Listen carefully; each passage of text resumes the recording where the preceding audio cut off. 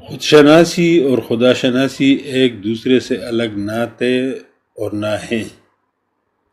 من عرف نفسی ہی فقد عرف ربی ہی، جس نے اپنے نفس کو پہچانا اس نے اپنے رب کو پہچانا۔ اب سوال یہ پیدا ہوتا ہے کہ نفس ہے کیا؟ نفس آپ کی بنیادی جبلتوں یا انسٹنکٹس کا پیکٹ ہے، اور اس کا مقابلہ آپ کے انٹیلیکٹ سے ہے۔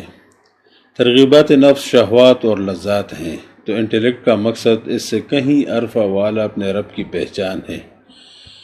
یہی عقل آپ کو دوسرے جانداروں سے ممتاز بناتی ہے۔ اللہ تعالیٰ قرآن میں بار بار آپ کو غور و فکر کی دعوت دیتا ہے۔ یا تو آپ انفس یعنی اپنے آپ میں غور و فکر کریں گے اور خدا شناسی کی منزلیں طے کرتے ہوئے اپنے رب کو پہچانیں گے، یا آفاق یعنی کوسموس میں غور و فکر کرتے ہوئے اپنے رب کو پہچانیں گے اور کہہ اٹھیں گے کہ یا اللہ تو نے کسی چیز کو فضول نہیں بنایا۔ خدا شناسی سے آگے کی منزل خود سپردگی ہے، اپنے آپ کو پہچان کر خود کو اللہ کے حوالے کرنا اور ہر وقت اسے یاد رکھنا۔ اللہ نے قرآن میں فرمایا ہے کہ میرے بہترین بندے وہ ہیں جو چلتے پھرتے اٹھتے بیٹھتے کروٹوں کے بل لیٹے مجھے یاد کرتے ہیں۔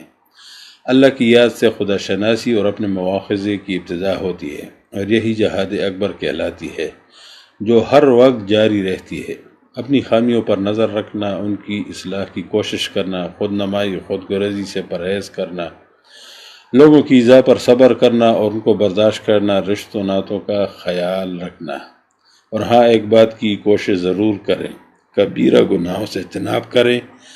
صغیرہ تو اللہ نے ویسے بھی بخش دینے ہیں، وہ ہم شیئر کرتے رہیں گے۔